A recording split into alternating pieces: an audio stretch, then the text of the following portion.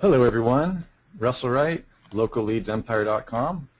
Matt is already here, Sue is with us, coffee is just hitting our veins, and we are ready to rock and roll with the Local Leads Empire Business Blueprint Training Webinar. And I'm kind of excited about this one because Matt is a bona fide expert in call center theory and execution. More importantly, he's run multi-million-dollar businesses out of call centers. And that makes it really interesting because we can show you what's possible in terms of automating your business and integrating call center technologies. And more importantly, when we talk about call center technologies, we're not just talking about, IT. We're talking about how you set up your process maps and your choose your own close for your call center staff. If you do it properly, you can have your call center that you've leased and that you're using close your clients for you. But you have to know what you're doing. You have to know how to set up a script. You have to know how to use a script. In fact, when Sue and I launched ThemeZoom in the early years, when we started I started interviewing different call centers to work with some of the huge volume of people that were talking to us.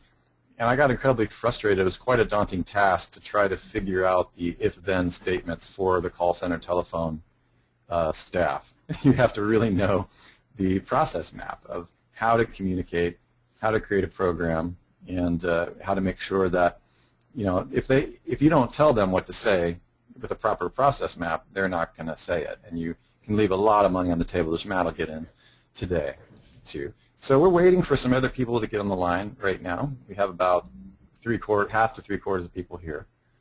So we'll probably wait for a couple minutes. And what I'd like to do in this time while Sue is just getting everything squared away, people logging in, and a couple people are missing their logins, if there's any questions that we can ask that we can answer based on yesterday's stuff, let us know, and we'll kick that around for a minute. Also, Matt, do you want to talk a little bit about what we're going to get into today without getting in it? I got to hold you back for a second because we're waiting for people to log on still. Just give us a basic outline. Just basically today, in the first three sessions, we spoke a lot about the web stuff, how to approach your clients, how to talk to them about what you're doing, how your business works, how you generate leads, and how quickly they want to jump on the wagon with not much resistance. And then we spoke about how to set up the sites, site architecture, all that kind of stuff. We spoke about setting up the autoresponders and use Aweber as an example. And we understood that the lead engine is essentially your autoresponder. Your accountant will tap into that to build people. The autoresponder will manage the redirection of leads as soon as they happen. And today, what I'm going to be talking about is just the call center world and how powerful the technologies are that exist there and how cost effective they've actually become since I stopped working in them a few years back. Right. And that's roughly what we're going to do. And then I've done some process maps for you guys just to make visual impacts of what's actually happening on an advanced way and how you can really scale your business up. Because the more local lead engines you build, the more busy you're going to get. So we need to manage your time, which is a very, very important point at this point in time. So that's what I'm going to get into roughly. Hey, I got a question, Matt. I got a couple of questions, actually. Okay. The scripts and the contracts and all that stuff that I know you've been working really hard on, when are you planning on getting those up? It's just formatting. With regards to the scripts, guys, I'm going to be covering that today because there is not just one script to fit all. We're dealing with different industries and we're dealing with different type of products and services, and each one needs its own script, okay? So the ones we're given are samples which you can use to work it out, but essentially what you want to do with the script is you want to map out the call flow. How is the person doing the outbound or inbound call going to speak to the prospect? And there's a whole bunch of stuff involved there. So by the end of this week coming, not this week but following week, we'll have all the stuff up. I was actually speaking to Russ about it. Yeah, we just talked about it. We realized the deliverables for you guys are the scripts, and there's a reason that we delayed on those scripts is when we started reviewing them and Sue and I started looking at them, we were aware that we needed a couple different versions of them based on which model you guys were following that we were giving. So we wanted to make sure that we had all the webinars up first and got the feedback before we finalized some of those scripts. And also some of the contracts needed some adjustments for the United States and all these different things. So these deliverables will be in the area within a 4 to 5 day period following the finalization of this course, which is the final webinar, which is today. Hopefully that answers your question. Cool. And the mapping software, how's that coming, Matt? It's just a matter of cleaning up, and then we just need to have a chat between Russ and yourself with how we're going to position it, where we're going to put it, so that the guys get access to it. The whole application is built. Okay. Yeah, we also reviewed that this morning. We're probably looking within a 5 day period sometime. That's really what Matt's doing this upcoming week, is I'll be working with him a little off and on to do that. We're going to close all the deliverables and make sure you have that final piece of tech. And we want to make sure that tech is stable enough for everybody to be using it. So we'll have it within the next 5 days. Okay, good. All right. So by a week from today, everything should be final and in the members area and all set up. All right. We've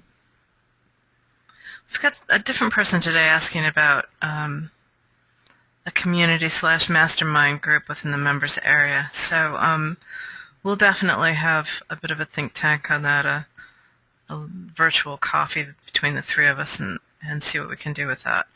Yeah, I need to find out. Mastermind is kind of above and beyond the course that we have, and Sue and I have been talking about masterminds for a couple of different things. I definitely am creating a mastermind for my launch upcoming for stuff that Sue and I have been working on, and the PinVid course.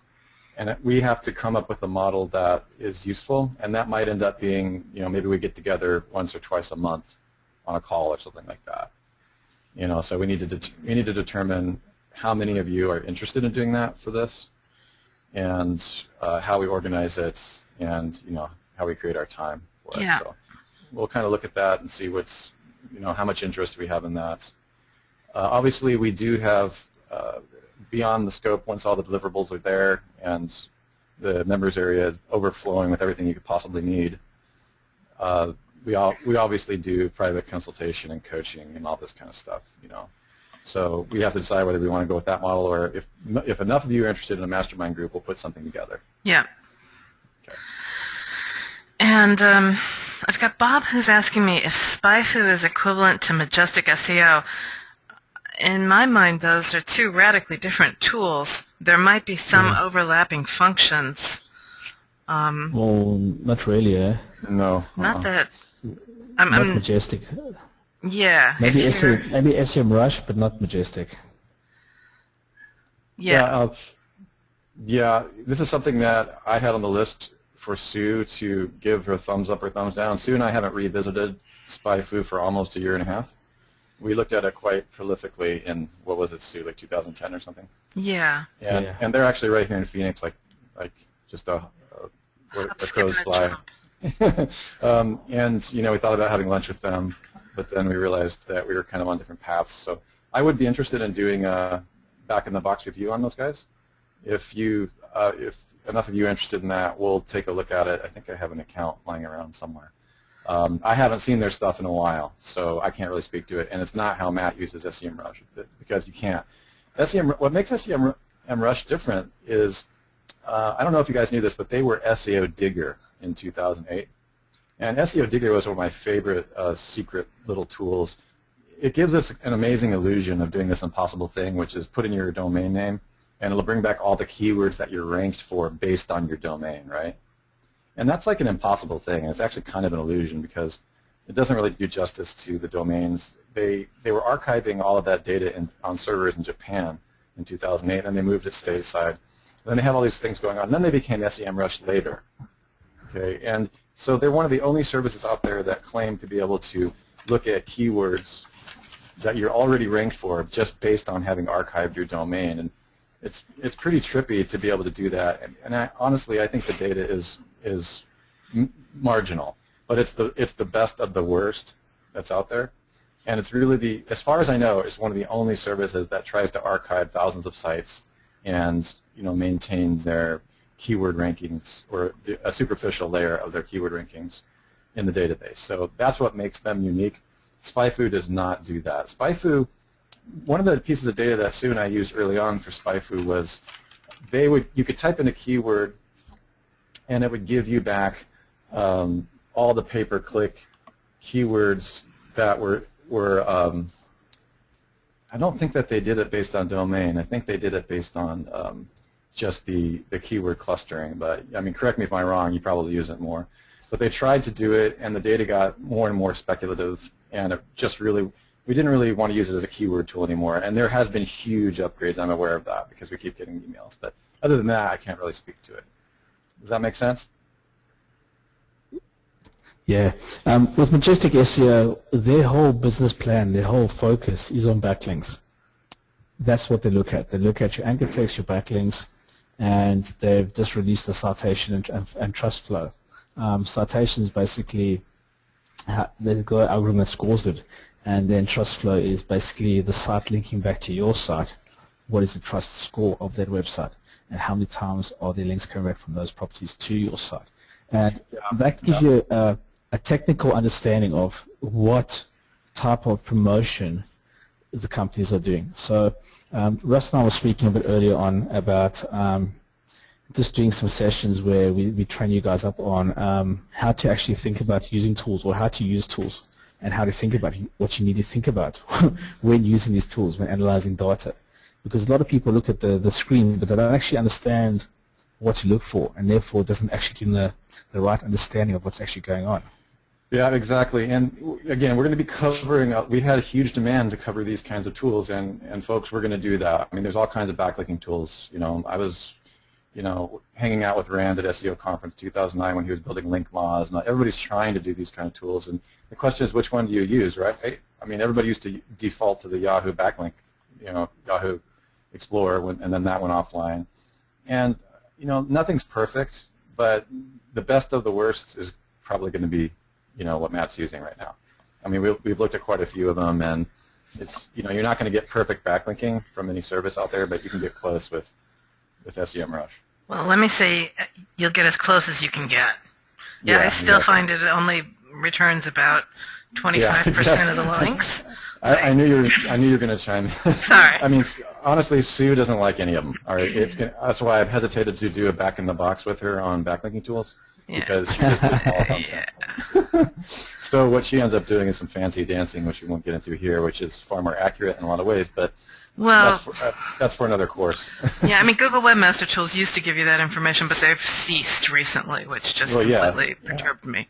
But anyway, they wouldn't want to give you the total keys to the kingdom because. Well, just my own websites you can. I don't have any problem with that, but they don't even do that anymore. Anyway, it's well after 1 o'clock, so if we want to get started, we could. Oh, I thought we had. Okay, now let's go ahead and jump in. All right, here, ready? 1, 2, 3. Hello, everyone. Russell Wright from NetworkEmpire.com and LocalLeadsEmpire.com. Today we are going to talk about Local Leads Empire. And those of you who've just joined us, we've just been talking a little bit about backlinking tools and kind of kept it a little bit informal. You can get that information on the replay. I don't know if we said anything super profound, but today this is our final wrap-up for the Local Leads Empire course. And I'm really excited about this one because this is the area where Matt excels, and which is many areas, but this is the one where he really blows it out of the water. I've learned a ton from him on this topic. And as I said when we first launched, when we described what we're going to do today, when I was trying to set up call center scripts in 2007 when ThemeZoom first launched and we were trying to figure out how we were going to deal with the influx of people that were contacting us, one of the biggest challenges I had is understanding how to create the scripts and how to do the if-then statements and really to take advantage of the call center and prepare that, because almost every call center needed to know what it is about our product and what to say. But there's just so much to know, so we're going to jump right in and start talking about how to how to think big, first of all, because for some of you, I know the idea of I've talked to you, the idea of going to a call center and really thinking of that scale seems like an overwhelming and daunting task. And what we're here to tell you is it's really not. It's really an amazing thing when you begin to realize that you can start outsourcing. And even preparing to do that, even if you're not ready to do it right now, is going to change the way that you view your business and everything is going to seem a lot smaller to you when you realize where you can go. So with no further ado, I'm just going to step out of the way and let Matt start his educational process here. Cool. Thank you very much, Russell. How's it, everybody? Russell was speaking here about that, and I've got like a flashback to the day sitting in the IT office. Usually the IT office was directly on the call floor, so if something broke, we were right there to fix it. And what would happen is it's almost like starting up an airplane. You come in the morning, you go in the comms room, you check all the servers, make sure everything's working, everything's backed up, backup tapes, you've got space to back up the calls, prep and ready everything. It was like a routine. You had to really secure the data. And the reason for that was, just to give you an idea of how powerful call centers are, typically in the call center that we're doing, we'll do something up to like 20,000 phone calls in a day. That's how many phone calls we made out on multiple campaigns across multiple things. And you'll see on the call floor when there'll be a floor of like 150, 200 people sitting there, the team leaders will come in and they'll be set with tasks, and they'll have their goals. And the goal was called SPH, sales per hour. They were actually tasked to get X amount of sales per hour. So it'll be like a 0.5 or a 0.2 or a 2 or 4 or 10, depending on the type of campaign. These guys are driven by the call center managers, and it's a very hierarchical type of organization where you typically have the directors who do all the business in the company. Then you get the call center managers, okay, and then the call center manager is incentivized by the production of the floor, okay. Now on the floor you get a pod, which is basically a table with 10 seats, and at the end of the pod you'll have the team leader, and he'll have his 10 call agents, his call advisors. And these guys will be incentivized by their pod. So the more the pod makes, the more bonus they get. So it sounds almost like the banking system. Everybody's just chasing the money. And this is how call centers work. So when the guys come in, everyone sits down, and the servers get turned on, and they start logging into the system. Next minute, it sounds like a beehive. It's just humming. And we'll sit and watch the stats and watch things go on, and you literally watch them print money. This is what these guys do day in and day out, and it's quite an amazing thing to watch this happening. So in today's session, I wanted to just basically take you guys into the back office of what goes on in call centers, and I want to give you the rundown of how they work, how things go on, and what you need to do to basically take your business and automate it. Okay, so the agenda for today is we're going to talk about scaling your business, and then we're going to speak about why inbound call centers. And inbound means calls coming in to the call center. It's not outbound calls where they are actually cold calling and phoning out. Then what you need to do, setting it all up. Okay, so scaling your business. So every site that we build for local leads, okay, every local lead site that you build must be treated like a business. When you build your first site, think to yourself, this is my business, I have to survive off this. This has to make me money, I've got to pay my mortgage, I've got to pay my car, I've got to pay my kids' tuition, I've got to pay for food, I've got to basically pay for everything with this. You've got to think about that. Every single individual local lead site, you must have that mindset, okay. Now when you take this set in point one, as your primary understanding of why you build these, very, very important. If you don't think about it this way, when it comes to actually scaling the business and essentially extracting yourself out of the business, then you won't be able to actually think it through properly. You need to really zoom right out and look at the whole story, the whole market, look at everything, so and understand what's going on, so that when you come to actually working with them, you can tell the whole story to them. And if you can't, they will charge you to get the information out of yourself, and it'll be expensive. Okay. So as your portfolio of local lead sites starts to grow, okay, and your business starts to scale, it's going to be, you're very quickly going to start seeing you're not going to be able to manage it all. You can't do this all by yourself. It's impossible. It's the same principle as working with multiple clients, okay? And what you're going to have to start doing is putting the right people in the right places of your process, Okay, and then you also have to start thinking about standardizing processes. Now, when I'm talking about processes, when we get to this level where we want to have multiple local leads pushing leads into us, in previous, I think it was day 2, we looked at just some simple numbers and we set some simple goals, and I basically calculated that if I made 20 leads a day and I've got $10 per lead, I'll make myself £14,000 a month. If I took that £14,000 a month and I paid them off for 7 years on my property portfolio, I'll end up saving myself $3 million. And this is why we have to look at standardizing processes. We're going to have to give people tasks, we're going to have an acceptable standard, and then we're going to have to tell them what their process is. Okay. Now this is where DWS really shines. We built DWS specifically for this reason, for standardization, for being able to give everybody an exact job they do day in and day out for this whole thing. Okay. So DWS gives you the ability to manage your production line. So you can manage your sites, the complex metadata, the content, the promotions, the people. You can put them in the right places of your production line. So if you think about Domain Web Studio, you think about production. This is your factory. This is where you're building your local lead websites. And with DWS, you can have multiple sites and you start knocking them out. And then you put the people in the right place, they start writing content, they're doing your promotions, and the engine's just rolling. And effectively, you've taken a step back and you're just overseeing that whole process as you're building the sites out. So you've got access to the DWS, you've got the tools to manage a production line, to create the LLV sites, but now you need to start thinking about how you control your leads, okay? How do you manage each LLV site when it starts producing volume? Now obviously, with yesterday's session, we spoke about offline marketing, we spoke about paid traffic, and we spoke about free traffic. And if you start applying the things we give you in Network Empire to your local lead websites, you're going to have a very, very powerful system, okay? We got an email from one of the people we've been speaking to. I'm not going to mention any names right now, but they've been proofing concepts and testing what we've been saying to them. And the email came back today, and they've basically built a local site, and it was literally 3 weeks and on page 3 for nearly all the keywords with no backlinks. And that's purely just using website style architecture and using DWS to build it out.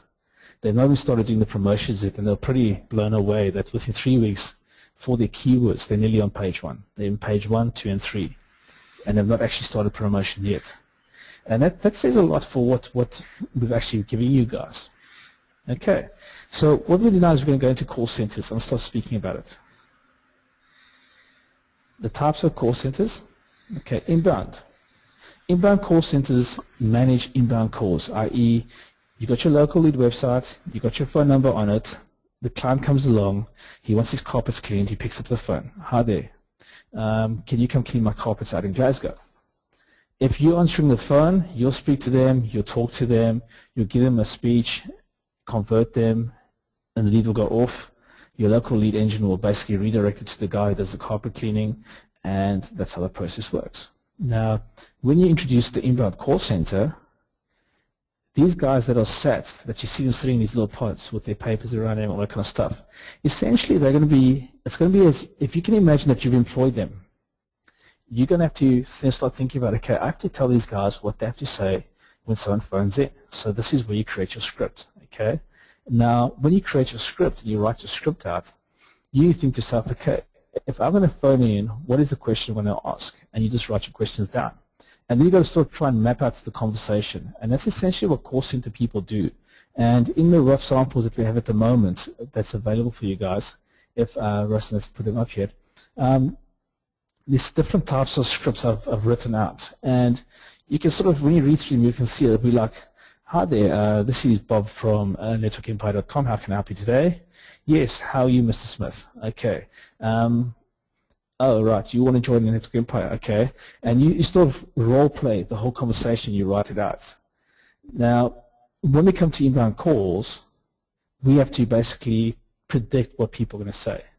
And when we give the script and we lead them through our conversation and our pitch to do the stuff, then we put that into our script. But then also you have your FAQs. What are your frequently asked questions? And that makes the agent familiar. They read through the FAQs and they get familiar with people that ask. Then we've got a thing called objection handling.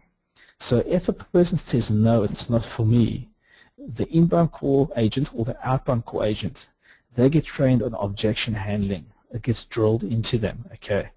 Objection handling essentially means if someone opts out, you basically break their train of thought, you bring them back into the call, you ask them why they want to opt out, and then you have to convince them that it's a wrong decision to opt out and that what you're offering them is the best thing for them. And you basically, they keep on trying to sell the lead, sell the lead. That's what call centers do, day in and day out. And this is why it's so good to start looking at these companies, what they do, and tap into that, because it works. It works like gangbusters. I've seen guys sometimes on some campaigns doing up to 40 sales a day, just nailing it, especially if there's money involved on outbound calls. Okay, so outbound calls. This is cold calling or calling people's lists, okay? So let's say you've got a local lead engine and you're getting like 10, 20, 30, 40, 1,000 leads a day, whatever the numbers are. It's all going to outbound call. You can essentially do a campaign for the company, like in day one we spoke about, okay, let's do a Groupon type of campaign, or let's do something, some kind of promotion. You can essentially take that whole list, give it to the outbound team and say to them, can you phone up all these people and tell them about this promotion? And we basically going to start doing bookings for the next 2 months. And if the guys sign up today to get their carpet cleaned, they'll get it at 30% off. What they'll do is every person that's ever phoned in to get their carpets cleaned, you'll basically call them back, say, hi there, we're just doing a follow-up call, how was the service, blah, blah, blah, blah. Right, we've got a promotion going on. We know you cleaned your carpets, but would you like your furniture and upholstery cleaned? And bang, they'll just do all the calls, and then this is how you can start reusing your list with a call center. Okay. So to start off with, we recommend using, for your local sites, inbound call management. Okay, and the reason why we're doing this is a very, very important reason. You need to test and measure, and you need to track every single call that comes into or comes from your website. Okay, if someone phones in and you're redirecting the leads to the business owner's phone number, you have no accountability on those phone calls. You cannot bill him for that lead, okay? And chances are he's not going to keep track or record of it. Doesn't matter how honest he is. You probably say, oh, well, I think I got 10 calls, but to be honest, I can't remember. So this is where yesterday we spoke about getting your own phone numbers. This is how you go about it. Get your own phone number. The call center will, the IT team will connect up all the stuff. You just give them the number. They'll tell you exactly what you need to do for their setup and where you can go get the number that works with their setup, and they'll connect it all up for a small fee. It'll be like less than $100. I know in the UK it was costing me 40 pounds just to get my numbers hooked up into the call center. Okay. Now, usually what happens with these type of things, they give you 24/7 phone coverage. Okay, so basically late working hours. You can have phone on the phone from 1 o'clock in the morning till basically 9 or 10 o'clock at night.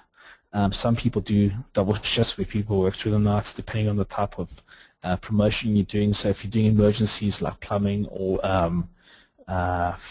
those type of things, or some type of hazard type of campaign, then you want to have 24/7 coverage. Okay, and these guys will answer the phone 24/7. You don't have to worry about it, and they speak as if they're on your behalf. Okay. Now, what does this do for your website? It gives your website a professional first impression. So the guy phones in, picks up the phone, and the person who answers, hi there, this is Susie from Glasgow Carpet Cleaning. How can I help you? So they put the domain name into the URL, into the first line of the speech. They ask how they can help you, and then the guy starts speaking to them. And it just gives that feel. So with Property Saviors, this is what we did. We could not answer the phones all the time. And when the engine was turned on and all the marketing kicked in, we couldn't handle the phone and also handle the business, okay? And when your business starts rolling, you're going to be working in your business and on your business. You're not going to have time to still sit and answer the phones. You're going to be busy. So this is where this is great. You basically prepare the information, you prepare your scripts, you prepare the whole pitch of what you want said, how you want said, how you want your objections handled. You give them all the contact information they need, all the stuff they need, and you hand it over to them, and they basically sit there, they do it, and then they actually key in the information into your lead capturing form. So they feed the information straight into the lead engine, which then automatically redirects it out to whoever's buying the leads. Now this is what they'll do. They'll answer calls, and they answer as if they're working for your company. And that's because you've got a contract with them. You're actually paying them to work for you in that facility. They fulfill all the data capture, okay? And they'll do any upselling you build into your script, okay? This is a very, very important thing. So remember I said about in the beginning, I said segment your markets, understand how your market flows. Now, a lady phones up to get her carpets cleaned, and she says, oh, okay, you got your carpets cleaned. We offer other services. Could I tell you about them? And the lady says, okay, well, tell me about them. Well, we actually do renovations on all your windows. We do painting. We basically can do any plumbing work. We can check your electricals, blah, blah, blah, blah, blah. And the lady might say, actually, you know what? I need to have an electrical safety check done, and I've got a few creaky windows. Could you get someone out to come and see us for that as well? In that call, you essentially can pick up another 2 additional leads on one phone call, and that means you've tripled the profitability of that call. Okay, so this is why these call centers are so powerful. So what I've got is a whole bunch of providers, and I'm just going to flip through them. We've got Callfire, Hosted Numbers, we've got Mongoose Metrics, that's call tracking. We've got Message Direct in the UK, that's for the guys in the UK. That's what I use in the UK all the time. They're really good. Excuse me. We've got Apple Tree Answers, and then we've got If by Phone. I love If by Phone. I've been going through the website, and these guys are pretty switched on. So what I want to do is I'm just going to quickly switch to the browser. What we've got over here, this is our entire business process map. I've actually built it all out, so we'll look at this at the end. But this is everything we've spoken about over these last 4 calls. You can see it's quite intense, all the things we've gone through. But yes, Callfire, and these guys basically, you can plug straight into the system and they'll do all the kind of stuff for you. And what these guys offer here is you can do voice broadcasting, okay, 3.5 cents per minute. You can do text messaging from them, 3 cents per SMS. Numbers and tracking, okay, it's call forwarding, routing, and recording for more than $0.01 per minute. Hosted IVR. Now, IVR is basically it's like a voice answering service where you record a voice and you can actually have someone phone in, it hits your number, and it can then automatically hit IVR. So you can say, okay, if you're looking for this, go yeah. If you're looking for this, press 2. If you're looking for that, press 3. That's what IVRs are. And then you've got the cloud call center, and you can see these rates are really, really cheap. So on average, in the call center, the average phone call is about 15 minutes, okay? So if you look at this, and let's just say we've got, if this is say at the most, the price is 5 cents a minute. If the call's 15 minutes, you're looking like 80 cents they're going to charge you for that phone call plus the service fees. If we go to hosted numbers, and we look at the prices, you can see you can get toll-free numbers, local numbers, vanity numbers. You get absolutely everything you want, okay? And everything is cost effective. It is not expensive, especially for inbound calls, okay? And there's tons and tons of stuff. So I'm just going to close some of these down to get them out the way. Okay, there's call tracking, there's Mongoose Metrics. Basically the way Mongoose works is you'll give them their numbers and they put a JavaScript in your site, and when the page loads, it basically passes the keyword that came on this, you got the keyword, you got the number that the guys are actually coming on, and you get a whole bunch of stuff. It's really, really powerful. A few of the clients we've worked with with Sue and I use this in their own internal call center, and it's very, very smart how it works. Here's Message Direct in the UK, and basically what these guys do is they do telephone answering services, and they can do message talking, emergency response, overflow call handling, media response and brochure requests, holiday and temporary cover. They're really, really good. We use these guys as property saviors, and they were our first line support, so i.e. guys would phone in, they would run through our script, answer the people's basic questions, but then they'll lead them into having our consultant going out and seeing them. And that's typically how you set this all up. With Apple Tree, they do a lot of good stuff. But here's my favorite. This is If by Phone, and these guys are great. They do lead capture, lead response, lead scoring, lead nurturing, analytics. They've got tons and tons of services. This is a really great thing, and they're very cost effective. And when I look at the stuff you can get access to, it just from an IT perspective, there's a lot of toys to play with, and it's not expensive.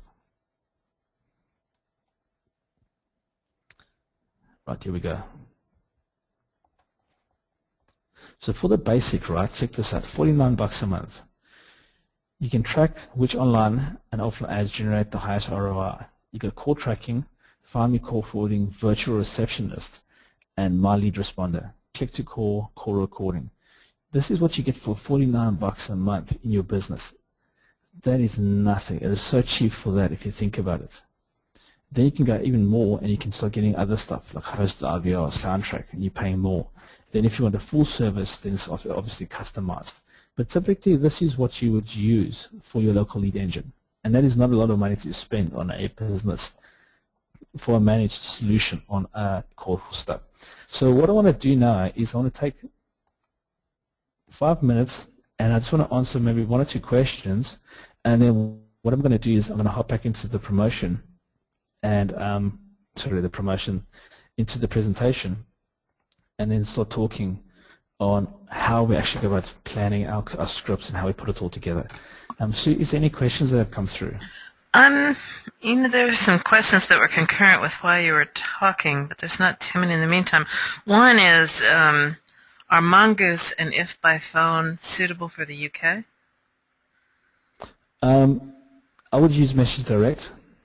Okay. Mongoose is, I'm not sure if they deal with the UK, that's more of an American type of system, but Message Direct for the local leads thing, Message Direct is perfect for the UK. I've used them on 4 different campaigns and they've been brilliant.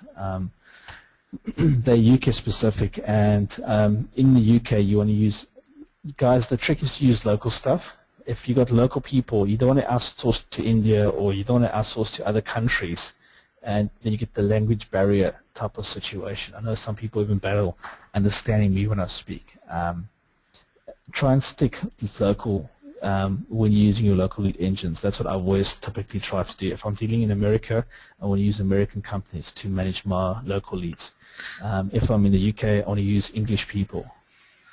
Does Message Direct offer tracking like Mongoose?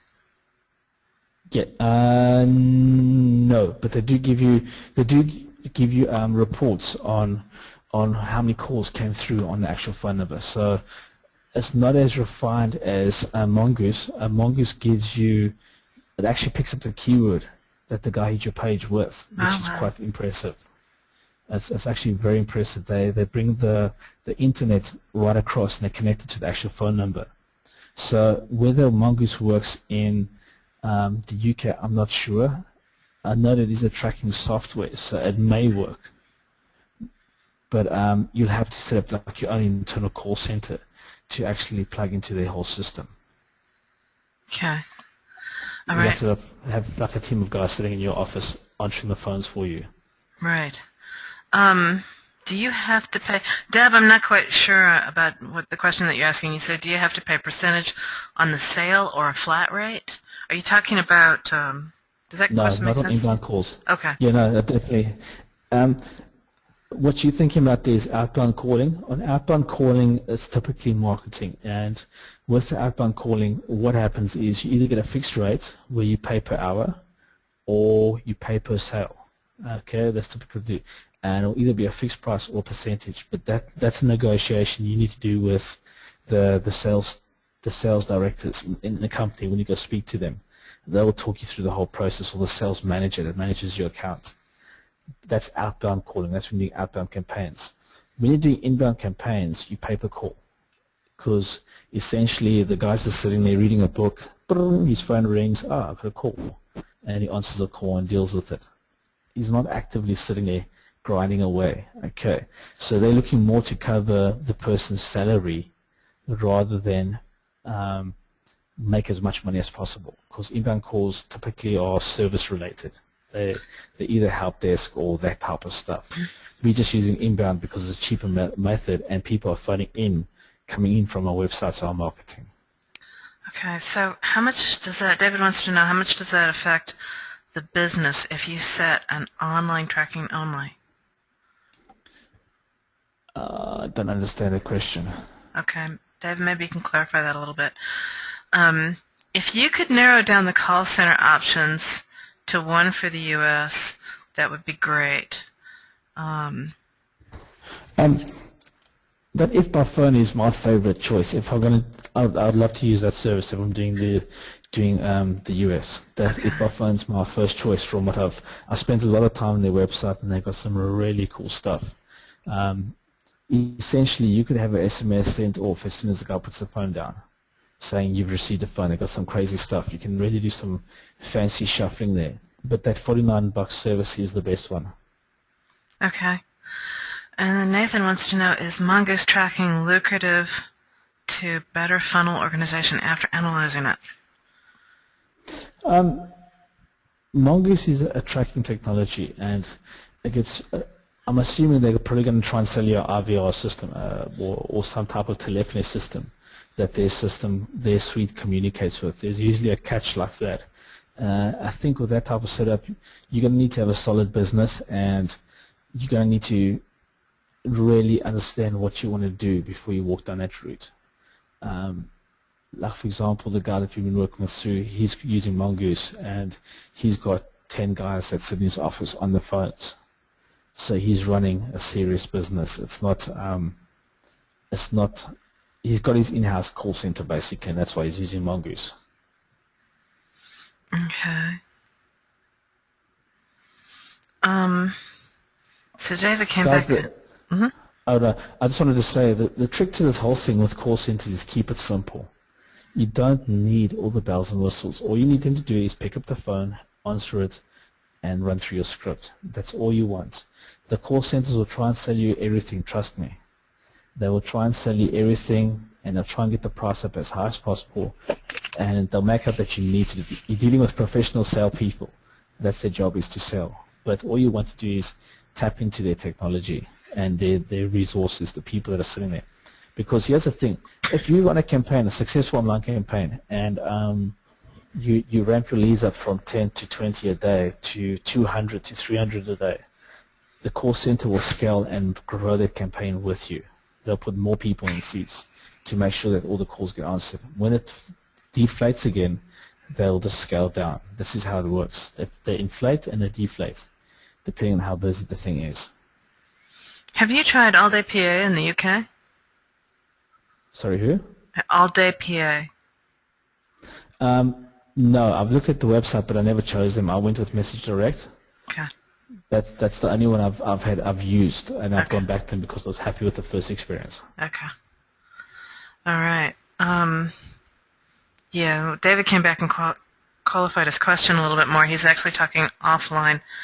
Let me just see if I can. If you want to track offline, what I suggest to guys is give a reference code. And when the guy fills the lead engine form in, you just have that little thing to capture the reference number. Yeah, I need to put he's made several comments at this point. Let me put his comments together and we'll come back to it. With an increase in orders to call centers, do call centers handle back office processing, or is that a different service?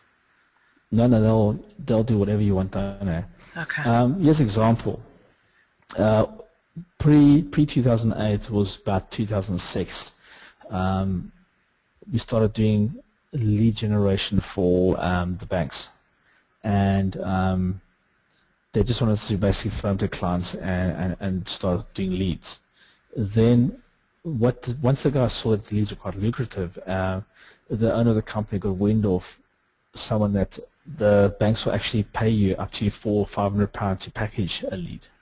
I.e. packaging means you get the lead in, you fill in all the forms, you get all the information, you put it all together, and then you send it off to them all prepared and packed. They'll pay you 500 quid. and literally, I think 3 of the 5 call centers changed to packaging centers within 2 weeks. We had to rip apart the whole buildings, rebuild everything very quickly. So call centers will do basically anything if it's viable for them. It just depends on your budget. Now, I'm going to speak about that a bit later on, is looking at is it viable? Because remember, if you're generating leads, you're charging the guy like $8 or $10, or if you're selling a boat and you get a lead and it converts, you might get a few $1,000s. The point is, it's got to be viable for you. Your lead must justify the expense. If you're going to do packaging, then the lead becomes a sale, and that's a whole different price. The price point changes, your commission is larger, because 1, you got the lead, 2, you've had to basically convert that lead into a sale and package it and hand it over. So from a lead that was costing between 10 and 50 pounds to package, it was 10 times the value. They're charging up to £500 a package at that time. So you've got to look at it from that perspective. How much work is involved to get the end result to the guy who's buying it off you? Right. Okay, we got a bunch of different kinds of questions that can all be kind of summed up in a couple, I think. What happens if you've already got a phone number? A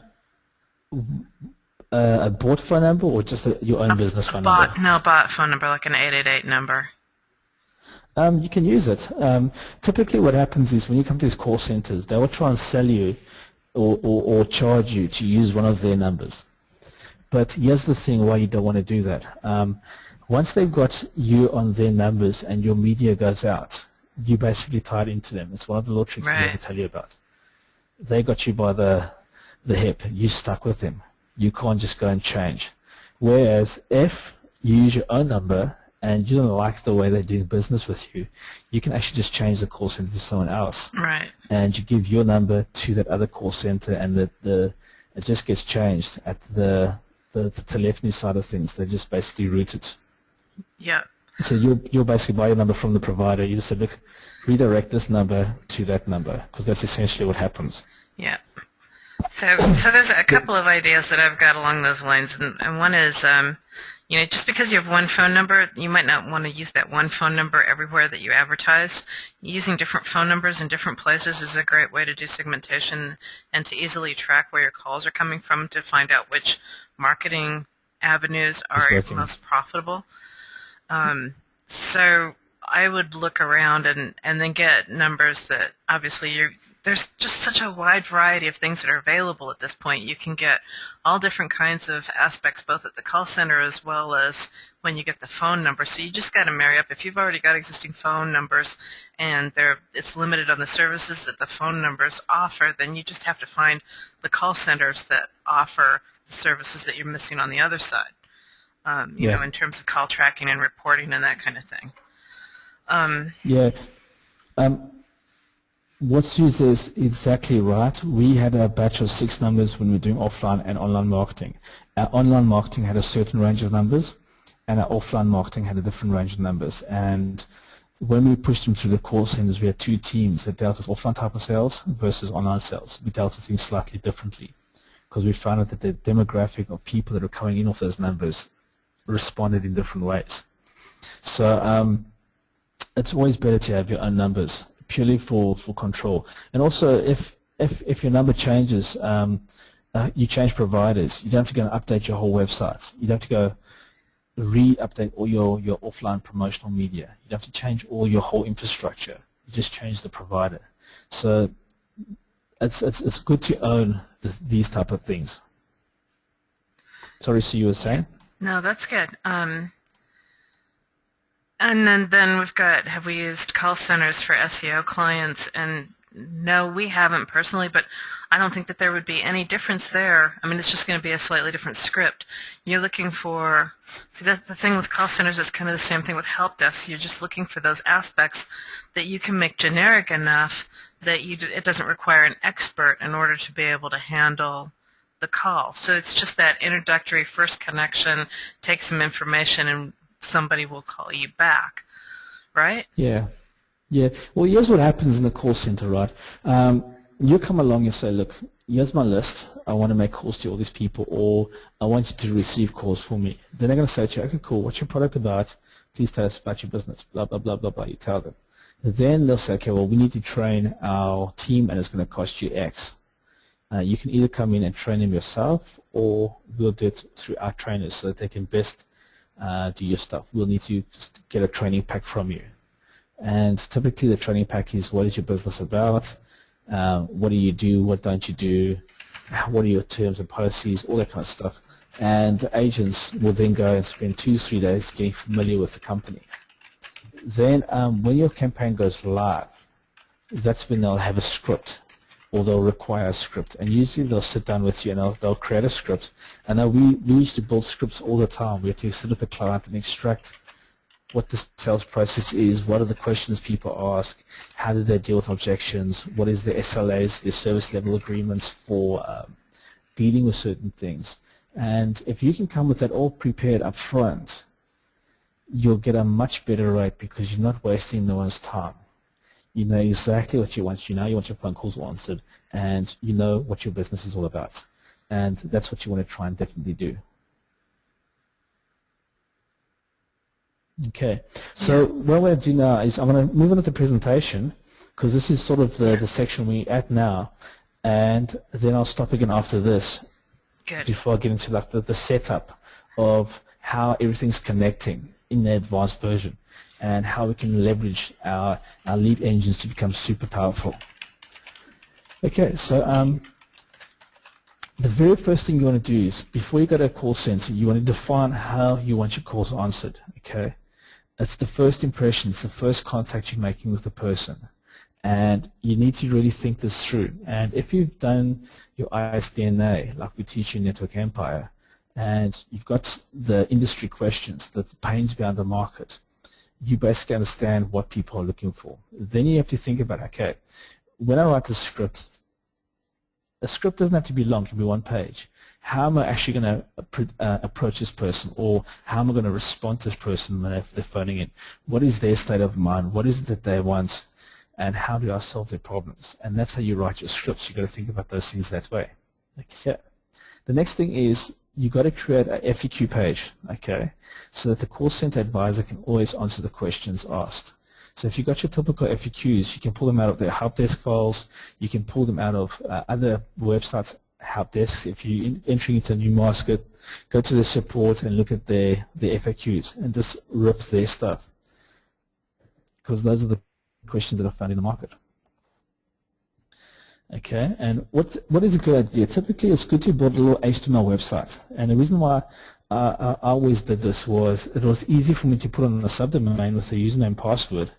And it's just a little HTML script where I just used tabs or links, and I gave them all the information they needed. And all I did was, when I went to the call center, I said, look, here's my script, boom, there's the link. Just tell the coder to link to that thing. He doesn't have to worry about everything else. It's all built and ready. By doing that, you're saving yourself development costs, because that's what they're going to try and do. They're going to say, well, we're going to have to build a script for the guys, and we're going to have to integrate it into our system, and it's a complex process, and we need to charge you £200 an hour for that. But it's not. It's just an HTML site with a bit of text on it. But this is how these guys make their money. Okay, so what you want to do is you want to create an HTML site with your script, and you basically outline how the conversation is going to flow, what they're going to say to them. Then you have another tab which is your FAQs, and then you'll have your lead capture form basically built in right over there. And that's just where you copy and paste the Aweber form. You just copy and paste it and drop it on an HTML, and that's all done for you. Okay. Hey, Matt. I have no idea what that would look like, being completely inexperienced with call center setup. Is it possible that we could have a page in our members area that where we can set up one of those call center scripts and forms? Yeah. I was actually saying to Russell, I'm going to build one so it looks just quite nice. You can just go in and fill in the gaps. I'll just have a little zip file with the HTML files in it, and I'll put a place. It'll take me not even 30 minutes to put it together for the guys, but I thought of just doing that today when I was doing this, that's going to save them a fortune. And Right. all they've got to do is copy the script they want to do, tweak it out, stick it in there, put the FAQs in, then create the objection handling and the responses for the core agent. So if the guy says, no, it's too expensive, how's the core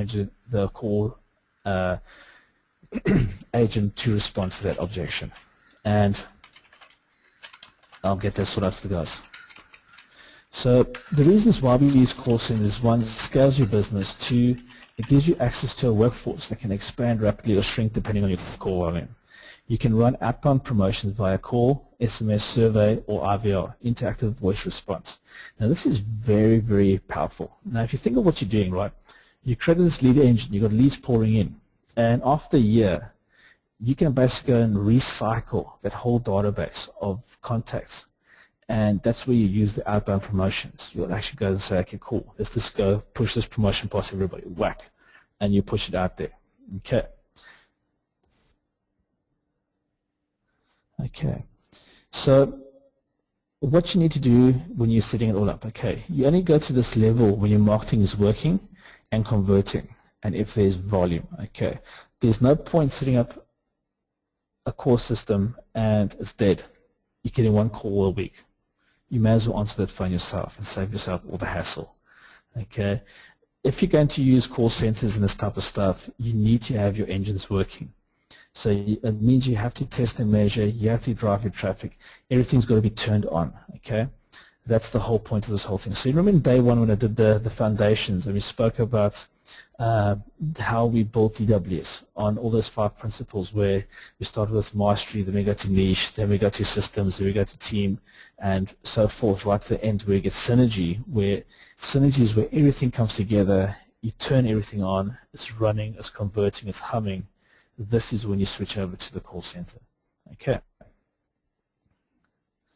If your lead buyer is looking for a service that closes the core of the sales, the sales are more worth more dollars. Okay, so if a guy's busy and he can't answer the phone call, you're going to lose those leads. Even though you're charging him, you don't want him. You want him to build his business. And if you're saying to him, look, I can't actually cope, I can't answer the phone, I've got too much work, you can then say to him, look, we'll put a call center in place to actually do your bookings for you. And these are things you can speak to him about. It's very simple. They're very helpful, and they'll basically do whatever you want. That's how the call center world works. Okay, as long as they're making bucks, they don't really care what they do. Okay, so the first thing you want to do is you want to choose your provider. You want to be clear on the rates and how you'll be billed. This is a very, very, very important piece, okay? Speak to these guys and make them clearly define how they're going to bill you, and also make sure that they just, out of their own choice, put another 10 people on your campaign without your permission, because this is what they do, and then they bill you for those extra 10 people. So just be very clear on how these guys work. And it's just being upfront to the guys and saying, look, this is exactly what I want, and this is how I want you to handle my account. That's all you have to do. It's nothing to be scared of, no big deal, but if you just leave them to do what they want to do, they'll ramp up, and then this causes hassles, okay? Make sure that your lead engine is profitable. So once you spoke to them about billing, go back to your sums and look, can I make money using a call center with this lead engine? So if you're making 50 cents a lead, and you're only getting 10 or 20 leads a day, you're not going to afford a call center. Okay, so you've got to look at your product, look how much money is coming in, and see if you use the call center, is it actually going to make you more money? That's the whole point of using it. Prepare your call scripts. It's expensive for the provider to build it. Do it yourself. It's easy. You know the market better than they do. You work in the SEO field. You're used to working with copy. You're used to building online promotions. There's nothing different to what you're doing here in your day-to-day trade when you come to work at the call centers. The only difference is if they do it, they'll charge you probably $200 an hour. Okay. Prepare your objection handling and your Q&As. That's really, really helpful. Okay. So what you're going to do is you're going to put the script, the FAQ, the Q&A, the objection form handling, and the lead capture form into a single HTML page. And you can basically use a tab system like Ajax. I'm going to make a sample for you guys. It'll be in the members area. Make sure you own your purchased phone number. So if you move provider, you simply have them play to your number, and there's no changes to the whole network that you built up. Have all the scripts and information ready before you approach a call center. Be prepared. Being prepared reduces your cost, training, and time to go live. Okay, so this is typically what the whole local lead system looks like from a top-level overview. You're going to have multiple local lead websites in a sector, okay, and each one's going to basically either be pushing form requests directly to the database, or they'll hit the inbound team that will go through your script and they'll fill in the lead form on the client's behalf, which then hits the local lead engine. Okay, the lead engine, which is essentially your autoresponder, will basically redirect the lead to the lead buyer, who then goes out and does the job and delivers what the client's requested. So that completes the loop. End of the month, your accountant will come across, you'll access the information from the local leads, or you'll send him a report saying, look, we sent this guy X amount of leads, he'll bill the guy, and the guy will pay you, and the circle will keep on rolling round and round and round. Now, this is where we take the local lead system from a simple form, and we're going to actually put some interesting things in play here, which will increase your sales volume and also increase the actual amount of sales you get out of one person. So instead of one sale, you can actually get more. The first thing you want to do is you want to increase how the leads flow through the lead engine. You want to automate things as much as possible, and if you can't write code, then maybe you should just go to one of the outsourcing gigs and just get a programmer to create a little script for you. I'll tell you what the script is now. And basically what you're going to do is you're going to create a simple script that will gather promotions from the lead buyer on a weekly or monthly basis. I might just put a little script together for you guys as well. It's very simple. But what you basically want to do is you're going to take the autoresponder and you're going to create a short little email saying, okay, hi there, Bob, what promotions do you have on for this week? Or, hi there, Bob, what's your promotions for this month? What specials do you have for the guys? Okay, the autoresponder will basically fire off this response to him every week or every month, indefinitely, okay? And he'll basically get the link, you'll click on the link, which will go to his little PHP script, and you'll say, okay, this week, these are our specials, blah, blah, blah, blah, blah. He keys them in, and as soon as he does that, that promotion then becomes active in the call center script that I'm basically going to put together for you guys. So this is what happens. Your local lead engine gathers all the leads, okay? But now we're going to take the autoresponder power and we're going to have it send an email to the lead buyer.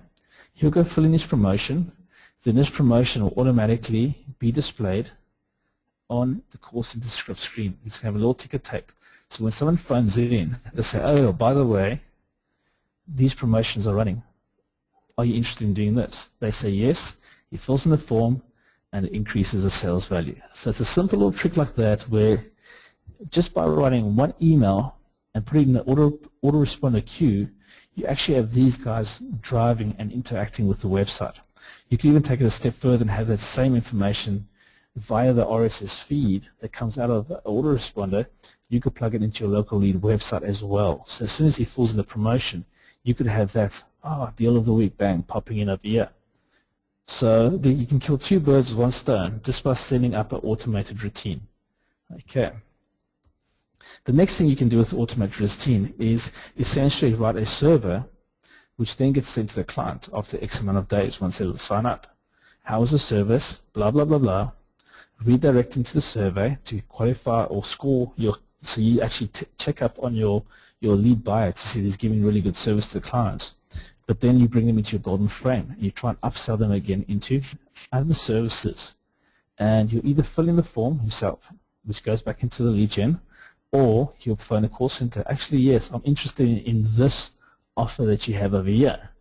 And this is how we recycle the people when they're still fresh and we're actually interacting and working with them. Use the autoresponder part of the lead engine to interact and do things with the people. So that's the automation part of the system, and it's very, very powerful, especially when you start thinking it through and you start thinking about if someone comes to you for carpet cleaning, then obviously you can start pitching the guys about fixing and painting their houses, getting their gardens done, and you can give them offers all the time, and all you're going to do is build out your autoresponder sequence. Now, this is done with intent. We actually understand what this guy's involved in.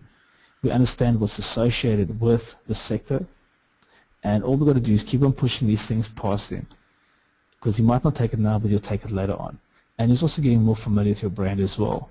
So that's basically how the local lead engine works, and this is how you automate it. Matt, are you talking about Aweber here when you're talking about lead database systems? Yes, it's the autoresponder. Because essentially it's the autoresponder that we're filling in the form, that leads getting dropped into the database.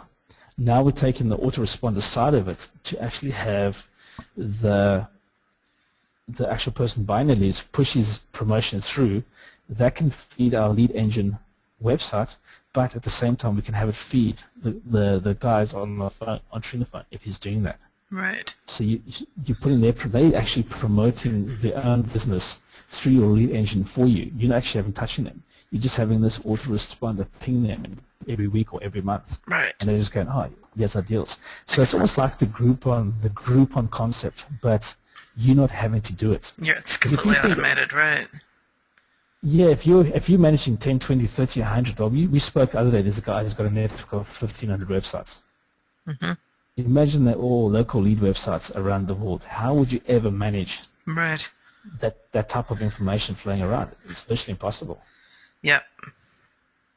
So that's what we're doing on the client side when we're dealing with the lead buyer. We have him promote his own business through our engine.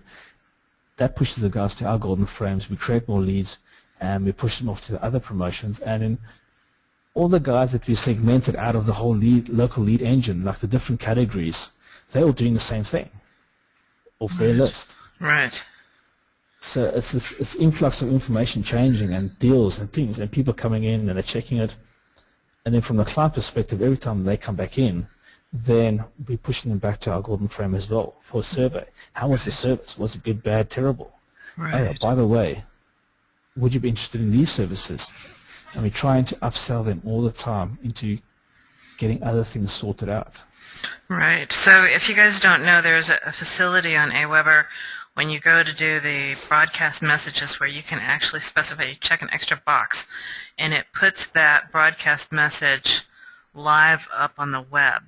And then you can either grab the RSS off that page, or you can use an iframe to embed that page actually in your website. And that's what you're talking about, right, Matt? Yeah. Okay.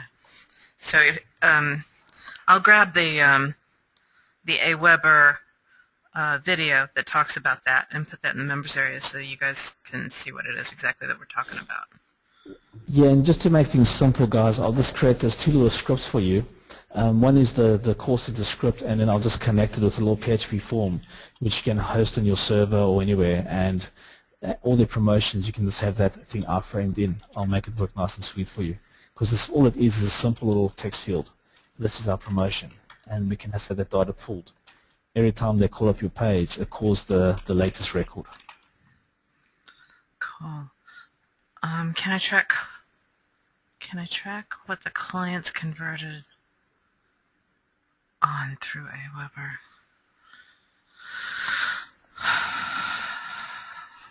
Okay. No, you can't track. When your clients do convert, you can track what they click on, but you can't track the conversions through Aweber, just so you know. All right, go ahead. I'll let you get back to your thing. There's lots of questions. I can always. Thanks. Yeah, so this is the conclusion of the whole program, okay, guys. With the Local Leads Empire Business Blueprint program, we've shown you how you can go about creating evergreen lead networks, okay? We've shown you how to approach prospect clients that will buy into the concept. Every single person I've spoken to, okay, I've been on the phone for 10 minutes, yes, I want the leads. I've not really had anybody say no to me, and we've got a lot of good feedback from the guys who have been getting really good results when they've gone out and actually spoken to people with this type of approach, because it's a non-threatening approach, and you're essentially doing them a massive favor if you think about it. But the thing is, you holding them, you own the property, so therefore you tying them to your hip, and that's what you want. We've given you the tools that you can use. You've got DWS, Crack, and TLKT to build the networks. You've got the best production line tools in the world. There is a bit of a learning curve, and we're working on refining those things, but essentially you've got everything in place that you can actually outsource and have guys filling in the gaps and building these things for you. We've shown you how to automate the process with call center automation. Okay. Now with the call center automation, this is handling all the inbound call flows or all the outbound promotions, and we've shown you on the prices. The prices are competitive compared to what they were 6, 7, 8 years ago. I'm actually shocked how cheap it's become as the technology has evolved. It's actually not expensive anymore for guys to plug into these things. So if you think of what you're essentially doing is, you're going to have your YouTube channel, so you're broadcasting live. You got Twitter, you got Facebook, you got your paid traffic coming in. If you're going to offline marketing, you got the guys coming in offline media. Now you've got the call center taking all this information and it just evangelizing your message, your speech, your script to that person, getting them into the system. As soon as they get into the system, the autoresponders are hitting the service provider and they're getting hit with new promotions and stuff all the time in a very, very cool way. You're not going to bomb the guys with a lot of things, but you want to be very clever about how you actually speak to them. So you hit them with the server first. How was the service? Are you happy? Yes or no? Blah, blah, blah, blah. And depending on how they answer, you can actually use Survey Monkey and these type of things to actually give them different types of questions. Okay. So the local lead empire business blueprint is basically a complete business. Okay. I've got the complete business in the box system, but if you think about it, it's not really even a business in the box, it's a complete business. And I'll show you the blueprint of what we've discussed over the last 4 webinars and training sessions. The limits are your ability to think big. Okay. Now, don't be scared to think big. You can think the biggest things. It just takes more steps to get to the end result. That's all what thinking big means. But it's good to think big because then you get a bigger perspective of what's going on. I've used this exact system to build my whole property portfolio in 1 year. And what we achieved with my 2 other partners, we essentially purchased 59 properties between the 3 of us in 1 year using this exact system. Okay. My cut was the $2.something million property portfolio, but between all of us, it was a lot more money. Okay, the system is so scalable; it's actually scary. It's extremely powerful, and with the Network Empire stackable system and all the other integrated systems that we have, you're unstoppable. You have everything you need. There is nothing else you guys need. You have it all. Okay, and if you want more advanced training in more refine things and some of the more technical stuff, you've got that as well. We do certification, we do all this kind of stuff with you in person. So there is no limits to what you can achieve with what I've shown you over these last 4 videos. So what I'm going to do is I'm going to show you the process we've gone through, and then that's essentially the end of our journey. So if we zoom all the way out, we can see these are all the things we've actually covered to get to the end result over here. Okay, so we've got how we verify markets. We look at, let me just zoom in one shot more. We found our markets and we verified them. We found our prospects who are going to take the leads off us. We then went along and we figured out who our ideal customers and what to say to them. We then built a website, got it published, tested it, made sure that the leads are working. We then set up an autoresponder and we segmented it so that all the leads are put in the right partitions. Then we start driving traffic and we start pushing all these kind of traffic, and we build and we ramp up and we ramp up and we ramp up until we're actually maxing out all our traffic streams.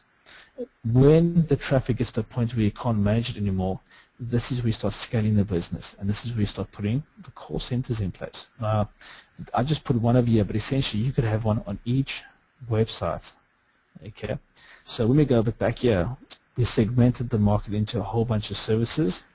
You could have a website for each service, and you could have a core advisor answering specifically to that service, which is then going to your one local lead engine database. I typically recommend having a local lead engine for a sector.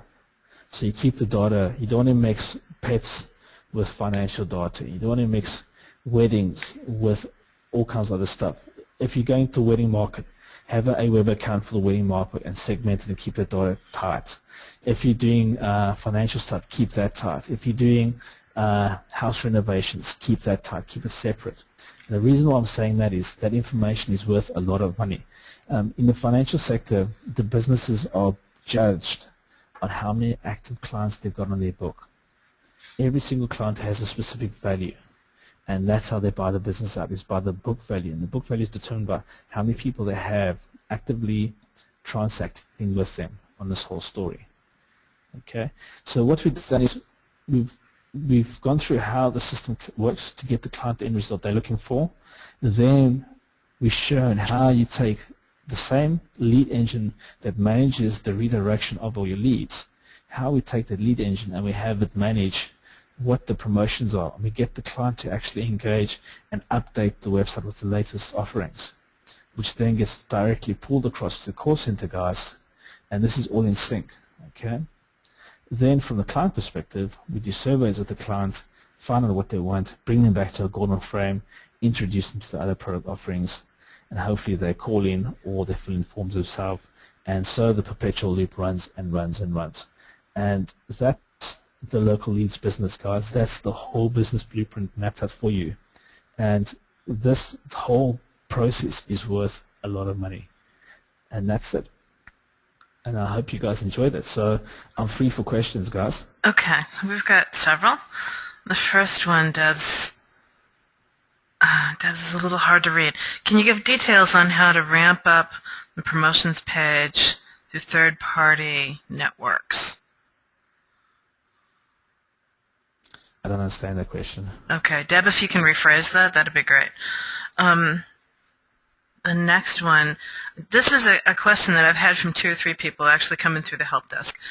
And they're confused about the local leads theme that we gave them, as well as the silo architecture plugin. And the confusion comes from the fact that folks think that either both of them are themes or both of them are plugins, or not just quite sure how those two things fit together. Okay. Yeah. The plugin, the silo builder, is essentially a plugin, and what that does, it rapidly builds out your silo architecture for your site. So like I said earlier, you can get ranked with far fewer inbound links. You actually can get all the way up to page 2 or 3 with no inbound links whatsoever, especially with what we're doing now. You probably even get ranked on the first page. The theme is a starting point for you guys. I just want to make that clear. It's just to give you guys something that's got a lot of the stuff that you need in it to get you going. You don't have to use that theme. It's just there to get you guys started. You can use any theme that you want. As long as you're building out a silo architecture, that's where you're going to get your real power. But the theme, you can use any theme. And the plugin works with most of the themes that we've tested on, unless they've really been modified and tweaked out. Yep, and it definitely works with the theme that we gave you for the local leads. Yeah, I've been testing and playing with it as well. So, yeah, the theme we gave you guys was a starting point. And the reason why we chose that one was, one, it's got all the things you need for local. 2, it's got all the back-end stuff, the KML files, all that kind of stuff that you need. It's mobile ready, which is another huge benefit for you. And the call to action is on the front of the page. As the guy hits your page, your call to action, you just grab his attention right there. That's why we got that call to action on the right-hand side with the arrow pointing down, flashing, and doing all the stuff. You want the guy to see your offer right there, bang. This is the offer, and you want to capture his attention. So that's why we've got that. So once you get used to building these sites, you can use any theme you want, because now you know what you're doing. You're focusing on the lead. It's the lead you want. That's what's going to make you money. Yep. And for those of you that aren't really familiar with our system, what happens is you put your keywords into Domain Web Studio, you build your silo framework out there, and then Domain Web Studio actually generates an XML file that the silo plugin uses to build out your silo structure. So those two things are used in conjunction with each other, and then you add that to the theme that you're using and it makes a complete package. The mind map is already up in the members area. I think it's on the landing page for this particular module. Is this the mind map you're speaking about? This Yeah. on the screen now? Yeah, guys, I've created a PDF which gives you the whole process with each step as a page, so you can actually print it out really nicely. So you'll get the PNG where you can actually blow this whole thing up. If you go to scale, it looks like that. But for printing purposes, for the guys who like to read a paper, each block will be printed onto a page. All right.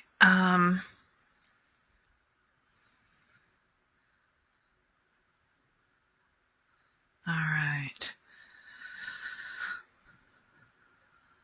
So the next one is all this talk of call centers has jogged my memory in that we mentioned something about in one of the seminars about telling them the perils of IT debt. Is this going to be in the members area? Have we talked about that today? We've not spoken much on IT debt. Essentially what IT debt means is when you're not paying attention to what you're doing and buying and spending on. The WSO plugins are prime examples of IT debt in our industry because everyone buys them and never uses them. So you got a basically a whole computer full of IT debts. Coming to call centers, we occur a lot of IT debt is where you don't do your due diligence, you don't shop around, and you don't know exactly what you want before you actually enter into this. Now, to make it very, very clear, all you're wanting for your local lead engine is someone to answer the phone 24/7 and to fill in your lead capture form. Okay, that's all you want them to do. And they've basically got to be able to convert the call into a lead. As soon as that lead is filled in, that's your job done. It's billable. Okay? You can take it a step further, but if you take it a step further, then you're dealing with sales, and then obviously you're going to get charged more. And if they charge you, they'll either be charged you per seat per hour per day, or they'll charge you a percentage of the sale value, or they'll charge you a fixed price. That's the only three models that most of these call centers use. So the IT debt side of things is if you don't do your due diligence, you will rack up a lot of money, wasting time and spending time on things that are not worthwhile using. Like for example, RVO is a nice thing to have, but do you have an organization that's got multiple departments? If you don't have that, don't bother with it.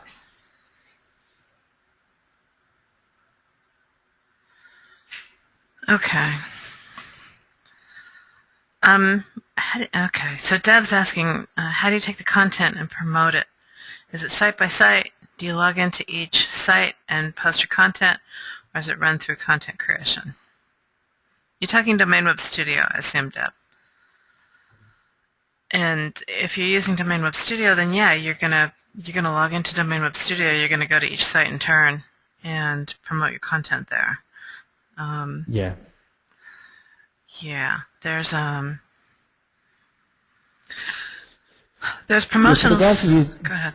Sorry, Sue. For the guys who use Domain Web Studio, right?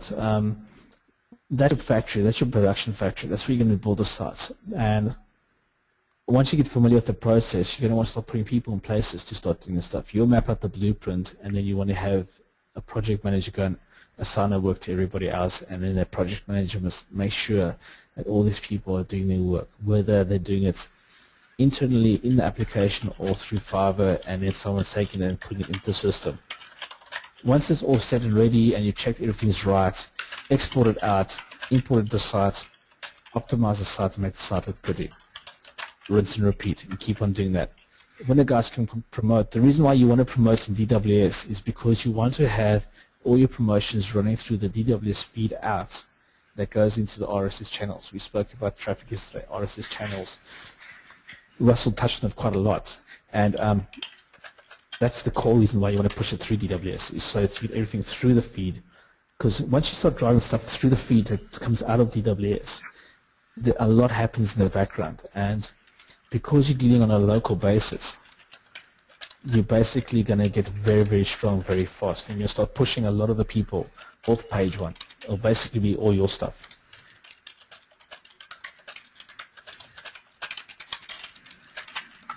So I've got a question. I've actually had a couple of questions about TLKT and Kraken, and what I would use, or if I would recommend something else. And I have to say this, like, for starters, I went through, when we were having issues in the late spring, when Google they'd done a whole bunch of massive updates, I actually went through every single keyword tool on the market to see if there was something else out there that was adequate for what we needed for Domain Web Studio. And I found nothing. So it caused me to put a lot of money into TLKT and Kraken to bring them up to speed with the latest changes that Google made. So, I mean, you know, it's a skewed perspective because they're my tools. I'll just admit that openly. But I don't know of anything else out there that will get you the keywords that I would want when I'm creating a website. I actually had to build a site while my tools were down, and it was an extremely painful thing for me to be able to get the keywords the way that I wanted them. So, because Sue got me to do the work. Yeah, and Sue. Yeah. And Sue, don't make me show them the new process map on what Kraken actually does. Exactly. Yeah. So I have to say, and so then there's been a couple questions in here about whether I would use Kraken or TLKT.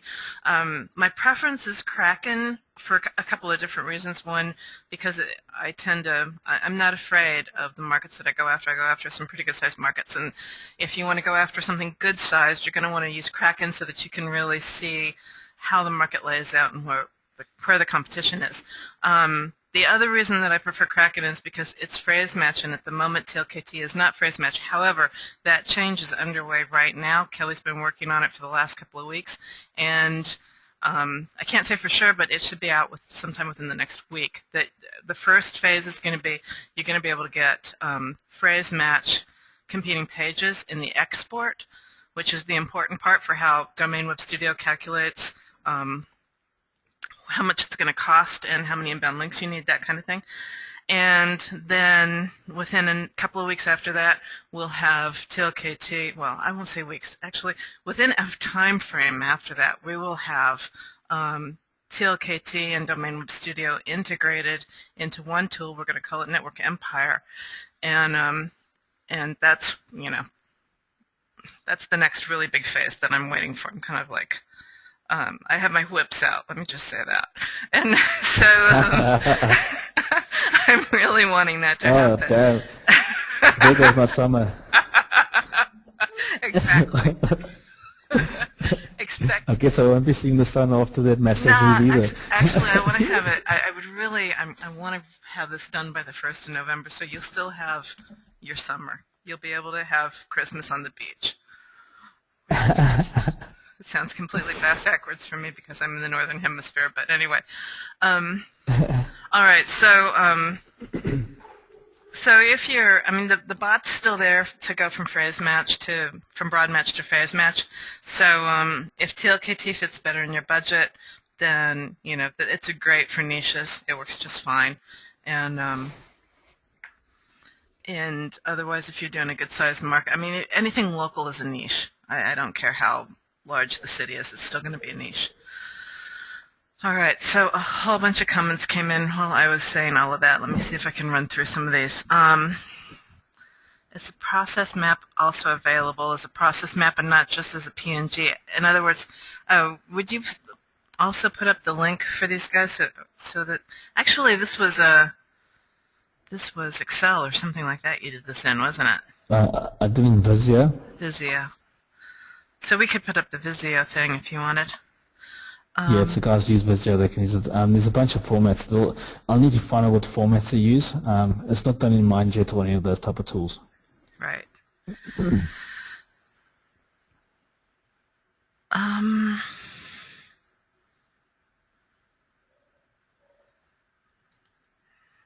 right.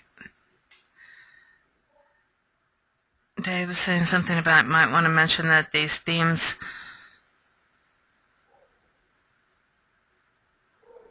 Oh yeah.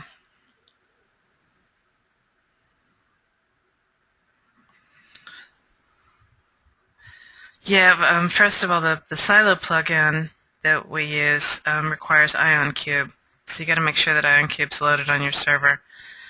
And Yeah, sorry, Sue. If you want to use one-on-one, just stay out away from them. They're just a lot of hard work. Don't That's agree. Another. Don't agree.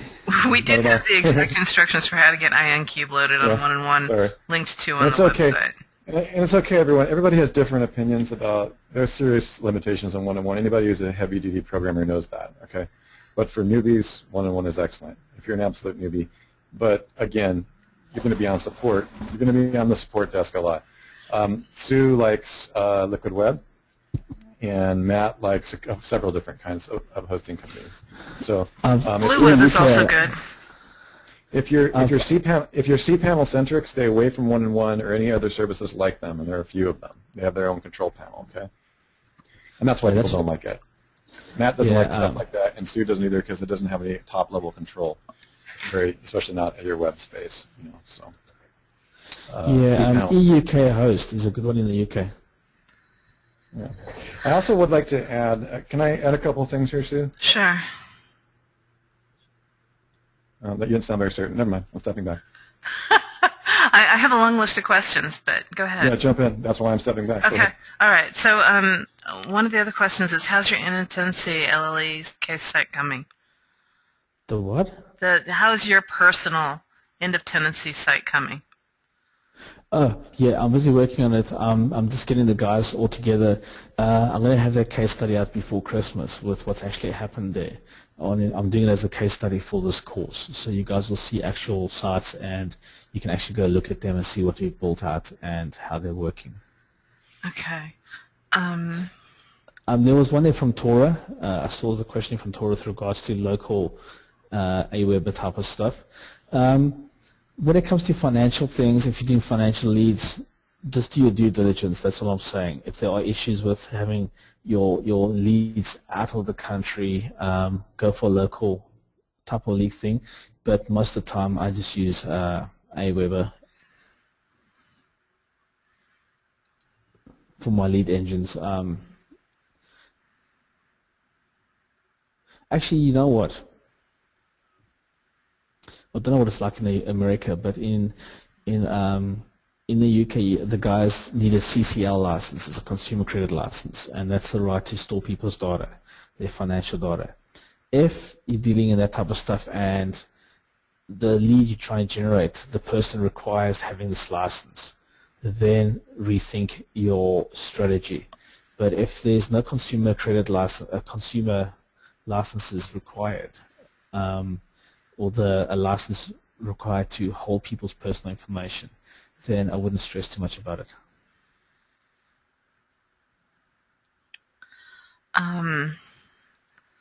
Okay, we had another question about Kraken for the big picture, the whole market, and TLKT is best for keywords. Yeah, that's what I would do. TLKT for phrases and Kraken for large markets, for larger markets. How's the TLKT Kraken integration going to affect pricing? We'll make sure everybody that's grandfathered in will have access to the TLKT with phrase match and Domain Web Studio. When we move up to the new Network Empire, everything integrated, then that's going to be a different price point. But our legacy members, we always treat our guys really well. You guys will get the best prices possible. But if you don't want any price increase at all, that'll be available as well. There'll be, you know, the products that we have out now will stay out. If I buy a 3-day pass or a 2-week pass, do we have the same features as the monthly or yearly? Yes, you do. On Kraken, yes.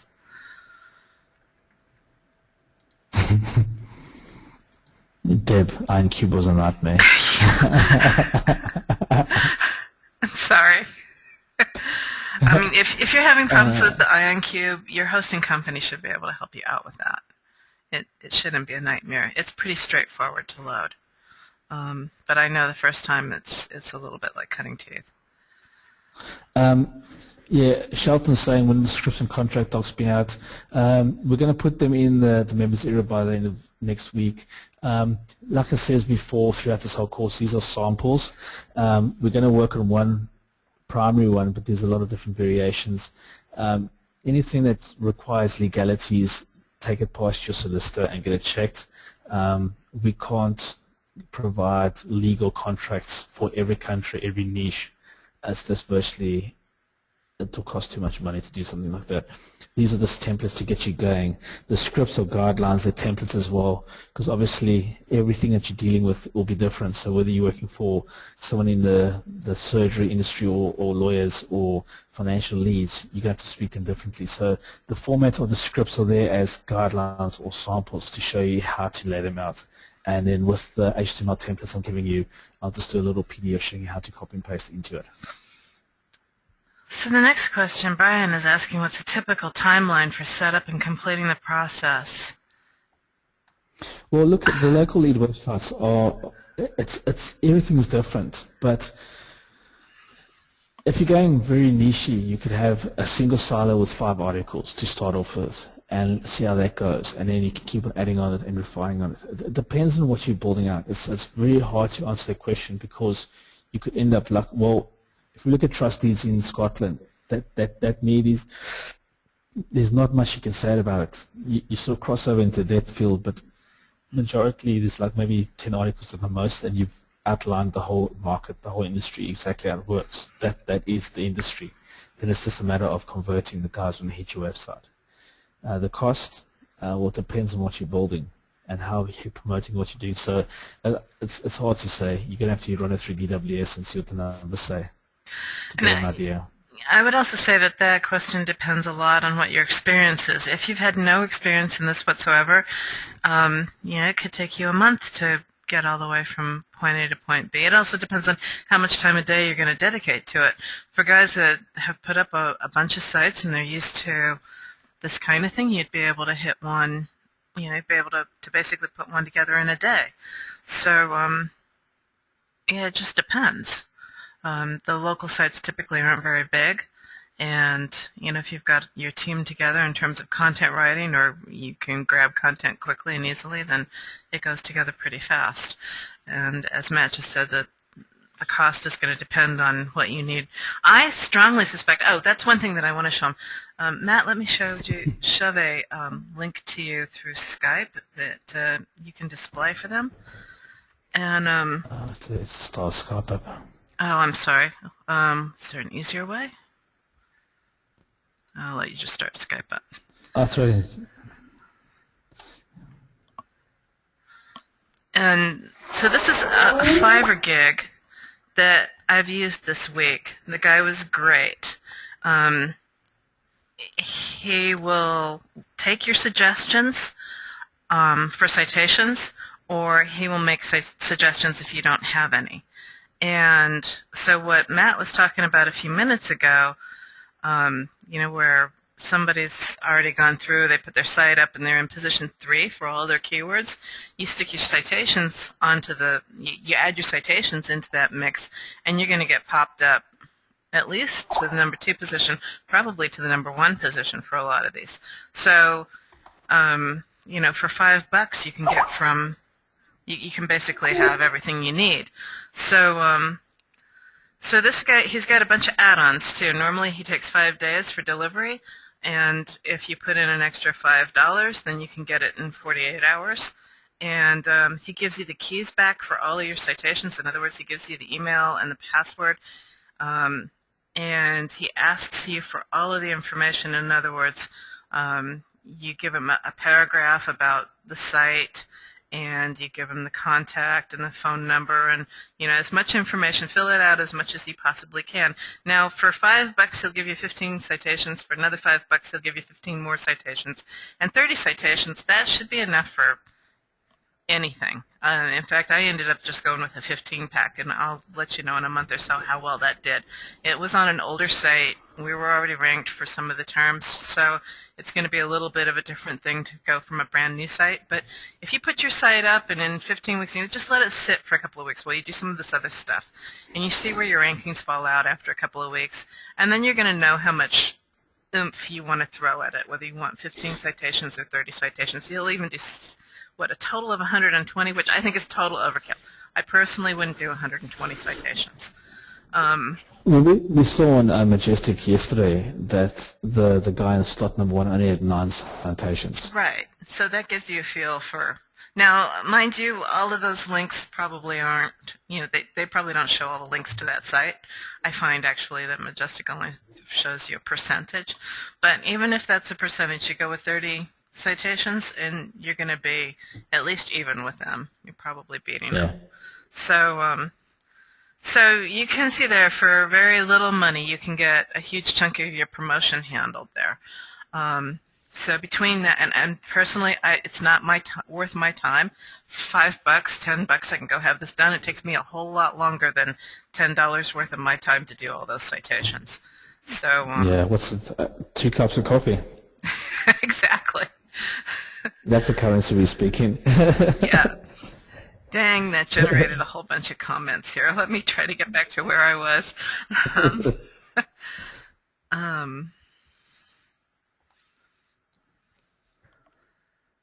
All right. You had Kevin. Kevin was next. Go ahead, because I've completely lost my... Oh, there we are. Yeah. 2333. Yeah, Kevin, I think it's a good idea. So basically, Kevin said, what are the chances of having a follow-up conference to see how the initial members have got on in a month or so before my case study comes out? So I think Kevin's trying to organize some kind of competition. Yeah, I think that's a great idea. Somewhere in the 2 to 4 week time period to have another Q&A session where we get together and chat about stuff, or maybe some kind of a regular mastermind session, maybe a quarterly mastermind session on this for a little while, something along those lines. You guys feel free to send us some emails and tell us what you think and how often you think you'd like to get together, that kind of, not weekly, okay.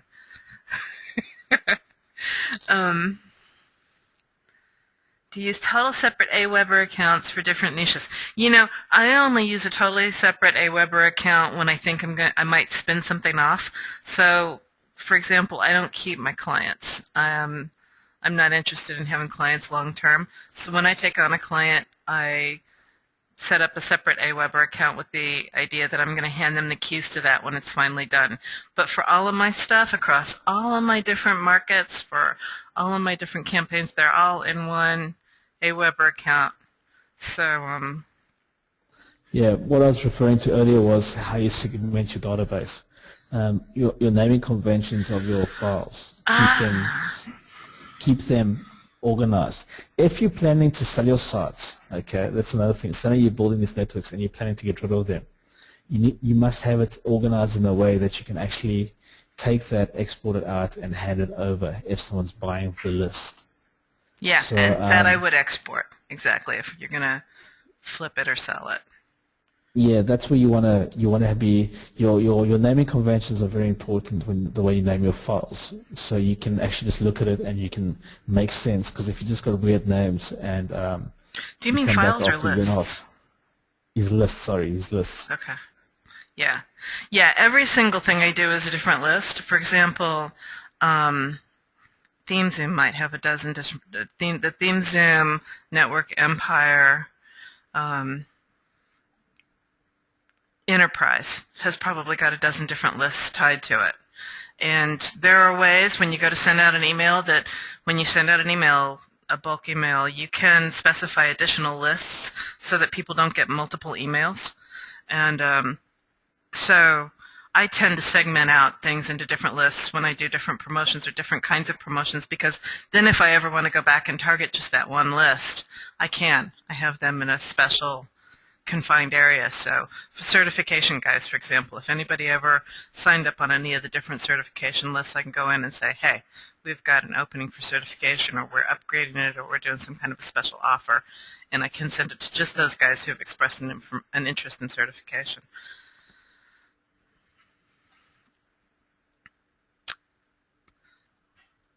Yeah.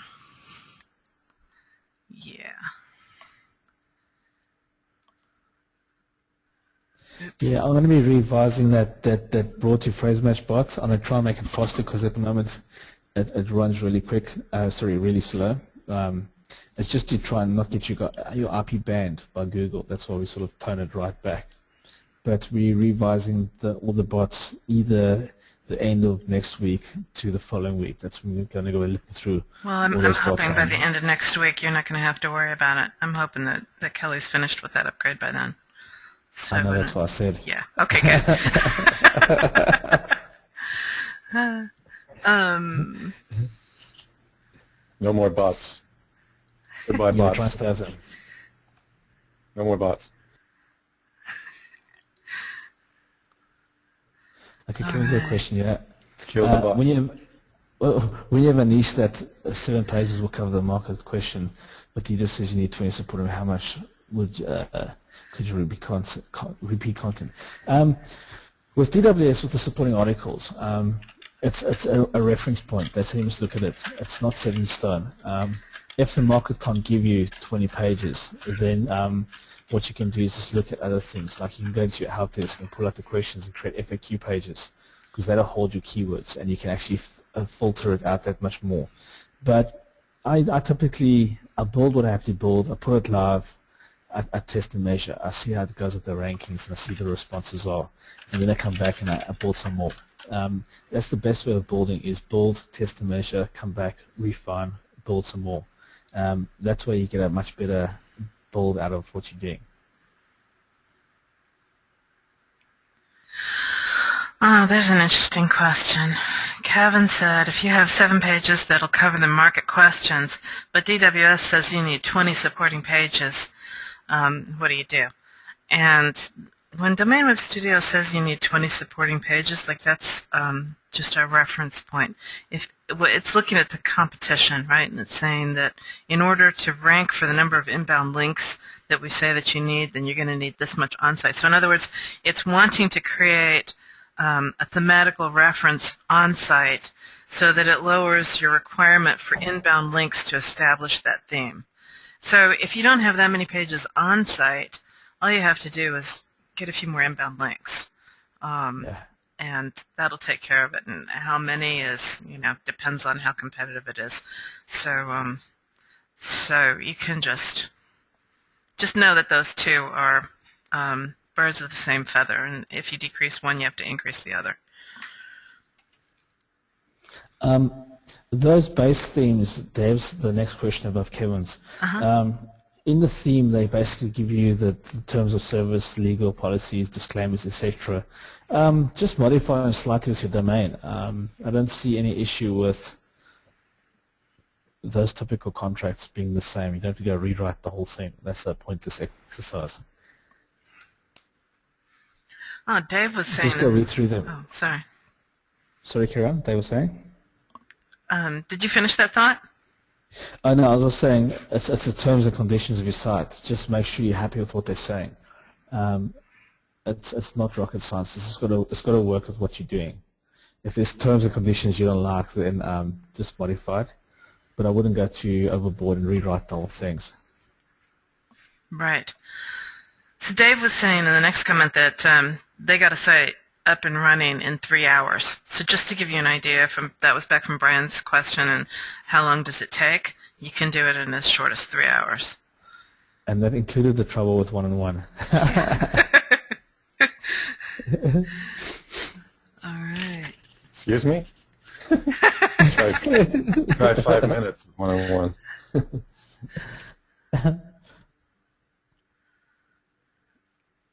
5 minutes, including the dump.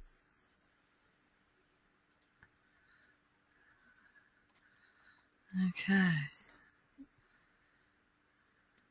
Are there automated ways for names to come off of promotion lists or for names to jump to other lists?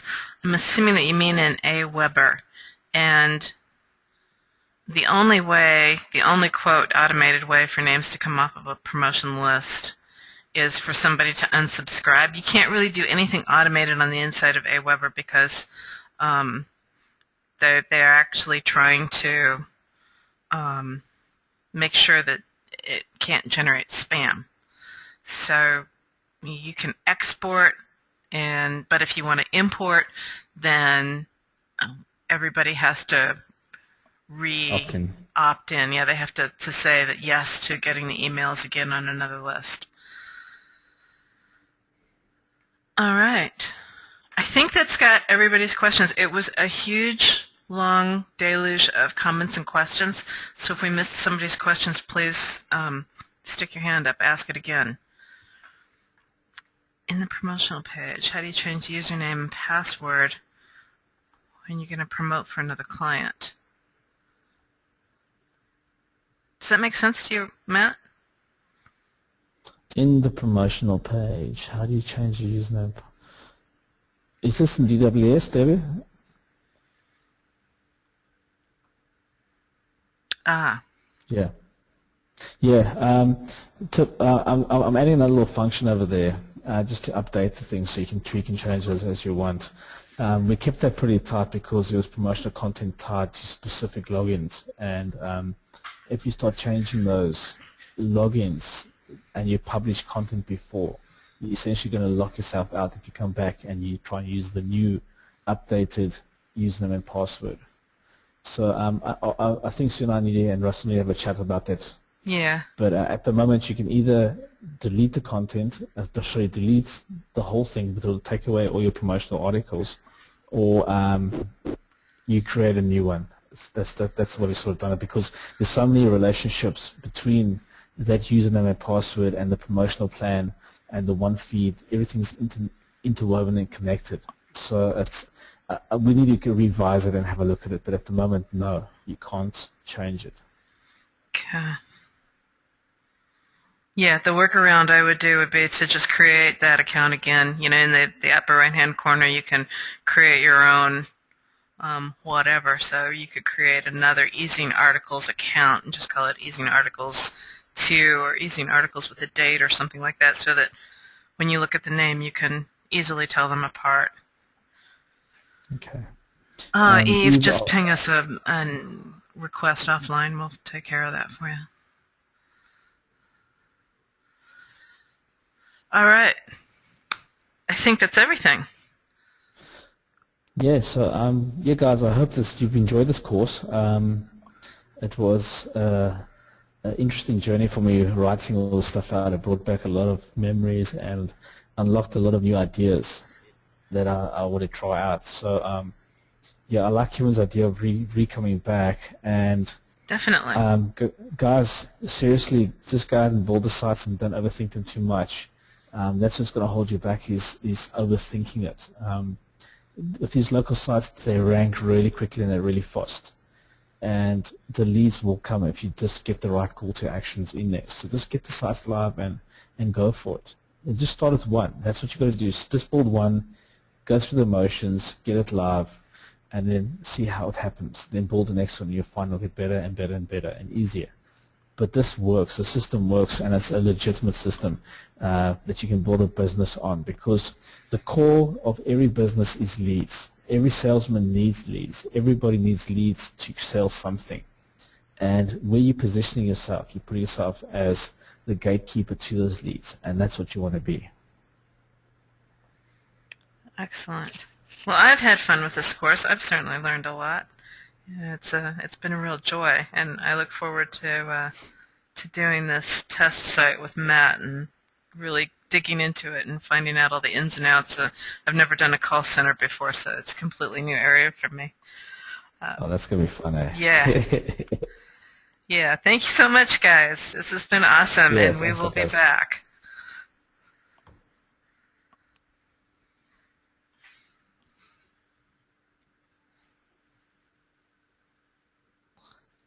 Cool.